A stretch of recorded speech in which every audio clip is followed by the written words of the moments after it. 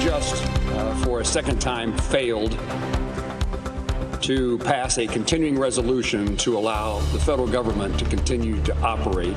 Tonight on DC News Now, we're ticking down until midnight when the government is set to shut down. What it'll mean for families all across the DMV. We're tracking more fall-like temperatures just in time for the month of October. The latest details on those numbers coming up. A Northern Virginia teacher honored for her impact in a high school automotive course. Just absolutely amazed. And I am excited for how much we're going to be able to do for the program. How she plans to use the prize money to help her students even more. Oh, that's not good news because we don't want more. Those buggers. Why we could see even more spotted lanternflies next year. It's official. You will be able to see John Cena, the wrestling legend, will have his last WWE match in D.C. How you can get a head start on buying tickets for the event.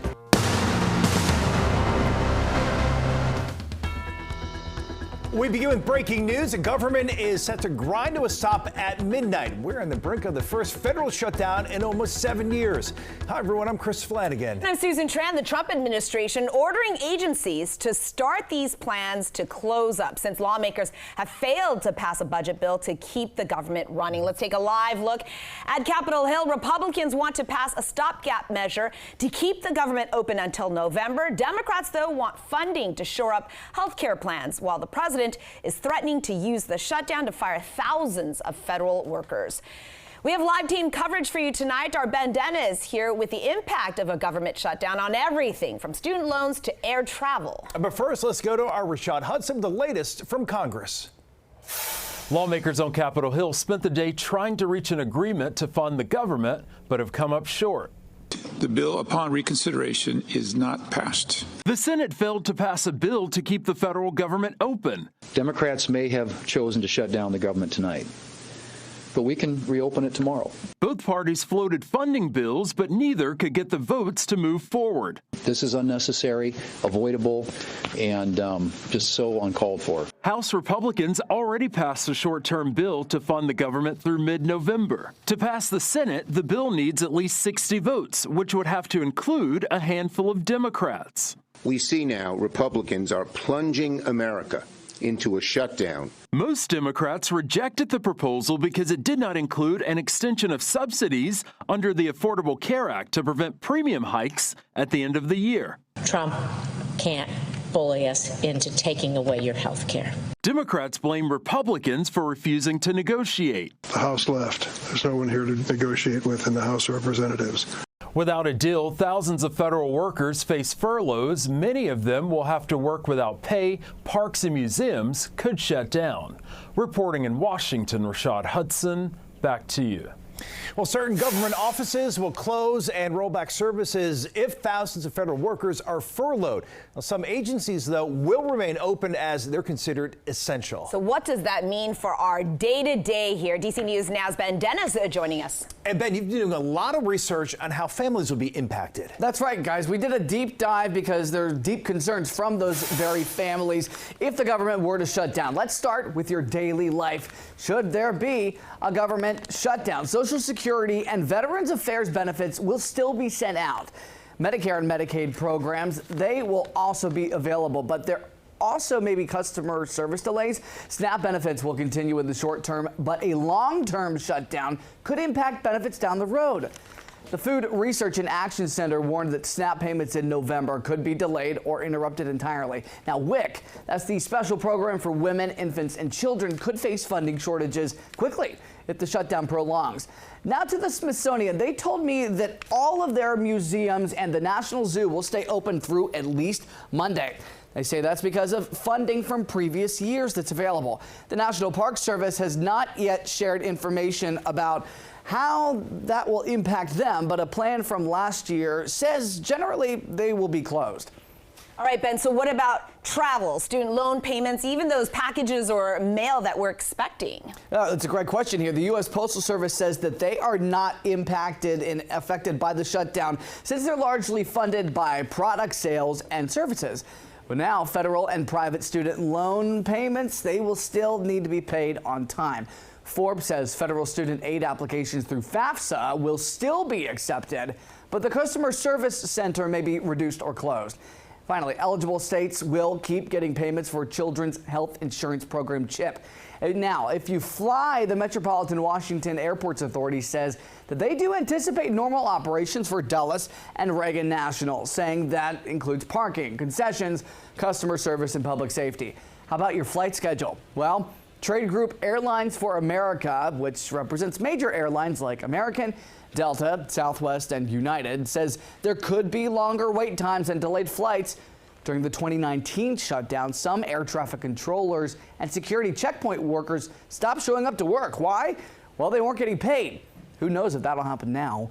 Let's note this shutdown comes at a time when there's already a shortage of air traffic controllers. Put a fine point on this, there's plenty of unknowns, and if those services that could be delayed from a shutdown, they might get worse.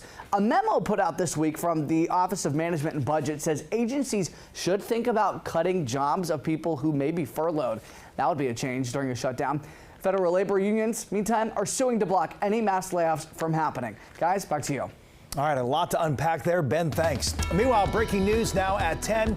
In Maryland, the Attorney General's office is investigating an officer shooting a person in Woodlawn. This happened on Greenlander Street, and neighbors saying that they heard several shots ringing out. DC News Now's Daniel Hamburg joining us live at the scene right now. And Daniel, what have you learned so far? Susan and Chris, we learned that Chevrolet police were first to respond here. We're not sure why they were here in Woodlawn. This is not their jurisdiction. We're told after they responded, Prince George's County Police briefly took over that investigation before the Office of Attorney General for the state of Maryland took over with their internal independent investigations division. Now, we can tell you that there are many people who are just on the other side of the street from where we are right now, still gathered. We're told that one of the family members, their son, was shot and killed by police. That is what we were told by family members here. The mother of that man apparently also here screaming and hollering very loudly tonight after this all happened. Police, we're told, took her away after she was very, very emotional. We are not sure what led up to this investigation. Again, police and now the Office of Attorney General are being quite tight-lipped tonight. We hope to learn more information tomorrow. But again, family members say a man was shot and killed by police, and now the Office of Attorney General of the state of Maryland is confirming there was an officer involved shooting here. We're live in Woodlawn. Daniel Hamburg, DC News Now. All right, Daniel, thanks. Certainly a tense situation there, but let's turn our attention now to the forecast. Yeah, Chief Meteorologist Jackie Lair, first day of October tomorrow, and it's going to feel very occasional. Yeah, it will. I mean, we're talking about high temperatures, lower 70s in the morning, likely starting off into those mid to upper 50s in some of the suburbs. So a little bit on the cooler side out there tomorrow morning. Now out there right now, satellite and radar showing us we still have some cloud cover, especially for the eastern half of the area, including DC. So temperatures taking a little bit longer to cool off, at least closer towards the I-95 corridor. Back out towards the west, where we already have that clearing, temperatures are already dropping. We're seeing those upper 50s popping up on the map. Now from Martinsburg down towards Winchester, even Luray coming in at 59 degrees. But closer towards DC, the I-95 corridor, we're into those upper 60s, right around those lower 70s, though, closer to the water there out towards Annapolis and Lexington Park. Dew points, those are into those middle 50s. This is much more comfortable compared to what we had the last couple of days. So with the gradual clearing of those skies and also the lower dew points, it's really setting us up for a really nice day out there tomorrow, and also a northerly wind as well. So as we start off tomorrow morning, we're seeing those 50s out in the suburbs to right around 60 for DC. That sunshine sticking around through much of the day as temperatures will climb back into those lower 70s for your Wednesday and for the first day of October. And it looks like these really nice days will stick around for Thursday and Friday. I'll have more details on that with that 7-day in just a few minutes. Looking forward to that, Jackie. Thank you. The Department of Education has ordered a Northern Virginia school district to investigate these accusations that a social worker helped a student get an abortion. The agency saying a Centerville High School guidance counselor facilitated and paid for a 17-year-old student's abortion care back in 2022. And under Fairfax County policy, school leaders must notify parents of any invasive physical examinations, and parents get to decide if they want to move forward with the procedure.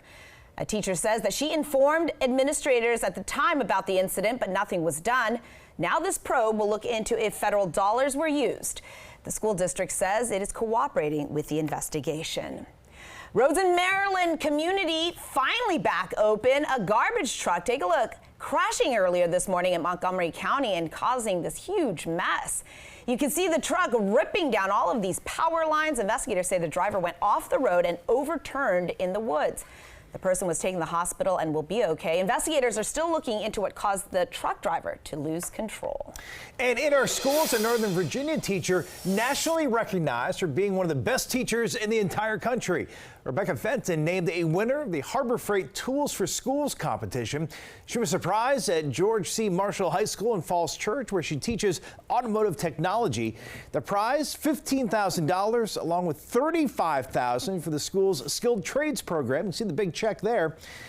Fenton is one of 25 public high school skilled trade teachers honored. Harbor Freight saying Fenton strives to empower students, take ownership of their learning, and that she runs her classroom like a real shop. Well, it's just really reinforcing everything that I have been working toward my entire career, which is, getting kids out here, working hands-on, working in automotive repair facilities. We're out here, we're trying to help these kids get into the trades and help them with their future career paths and get them started on a good road. Yeah, so far so good for them. FCPS saying Fenton is the only female automotive instructor in all of Fairfax County Public Schools. Congratulations. What a great honor. Indeed. Let's talk about some March Madness movement. It lives on at the University of Maryland. The marketing student behind the Crab 5 t-shirts says there's now this new partnership to support the athletes. Yeah, the Crab 5, that's a nickname for the basketball team's starting lineup and a play on Michigan's iconic Fab 5. DC News Now's Tim Reed has details of the deal. Millen Chowdhury is doing something here at the University of Maryland that not too many other students have ever done. The senior just signed a deal with athletics to sell his merchandise and to help support their NIL efforts. We're trying to create something bigger with the athletes, so I love the fact that I have this because it allows me to platform so many opportunities now in a bigger way with the people that we have here and our great athletes. This University of Maryland senior marketing major is only 21 years old, but is a very motivated entrepreneur. I'm just a normal Maryland student during the week most of the time, so I go to class like everybody else and I go to the games like everybody else, but now I feel like I'm a part of the team. Millen Chowdhury is now fully licensed and signed a deal with the University of Maryland Athletics. He can now put the Maryland logo on his t-shirts for his company, Brown Boy Nation. His business took off last year after selling his Crab 5 t-shirts during the men's basketball run in the March Madness tournament. First and foremost, we're just, so grateful for his opportunity to work with our student athletes. Him being a student of the university himself, that's just a great opportunity. A t-shirt was also designed for the women's basketball team. Chowdhury has already signed several athletes at Maryland and also signed Commanders running back Ja'Cory Krosky Merritt. The UMD student says the sky is the limit now thanks to his partnership with the university. I'm very excited now to do the NIL efforts with the school because it gives me credibility. Chowdhury says he believes he's one of the youngest entrepreneurs in America to be doing what he's doing as a college student. In College Park, Maryland, Tim Reed, DC News Now. Very cool for those kids. And now to wrestling superstar John Cena having his final match at the Capital One Arena. Cena has seen plenty of success now acting in movies and shows, and he announced his retirement from wrestling in July. The WWE says the 17-time world champion will have his last match on Saturday, December 13th. Tickets go on sale October 17th. You can register, though, to have a chance to buy pre-sale tickets, which go on sale October 15th. We have all those details on our website, dcnewsnow.com.